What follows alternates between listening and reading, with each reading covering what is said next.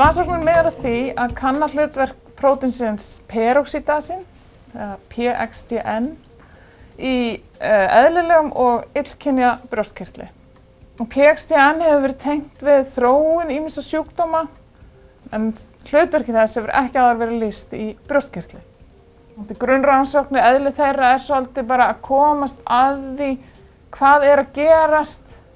Og því meira sem við vitum litlu hlutina, því kannski auðveldara hægt að raða upp í púslið. Og það náttúrulega draumur allra vísindamanna í grunnrannsóknum að þeirra viðfangsefni verði annaðhvort notað til að hjálpa við greiningu eða meðferð.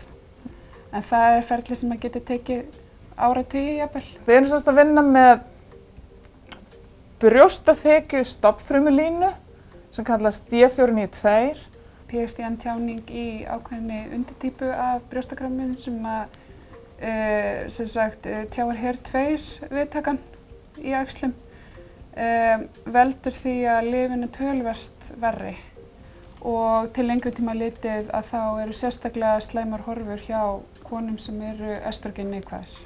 Það var hugsunin að sjá hvort að frumurnar sem við erum búin að þvinga til að tjá mikið af þessu prótíni, hvort þær myndi þá frekar krabbamein í músum.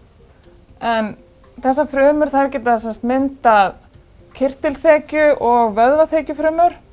Þú sérð mun á frumum, frumulínum, þær líta allt öðruvísi út. Þú tekur bara flöskuna sem það í, setur í smásana, kíkir, þá sérðu rosalega mun. En maður lærir að þekkja þær. Já, og maður sér strax með tímanum ef það eitthvað ef þær fá sýkingu eða geta fengið sýkingu. Já, ef það verða skrýtnar, ef það líður illa, þú sér það alveg. Já. Ef grunnrannsóknir ekki styrktar, þá bara náum við náttúrulega ekki lengra. Það þarf grunnrannsóknir til að ná lengra í baráttunni við krabbamein og til að finna nýjar meðferða möguleika. Við erum rosalega þakkláttar fyrir styrkinn.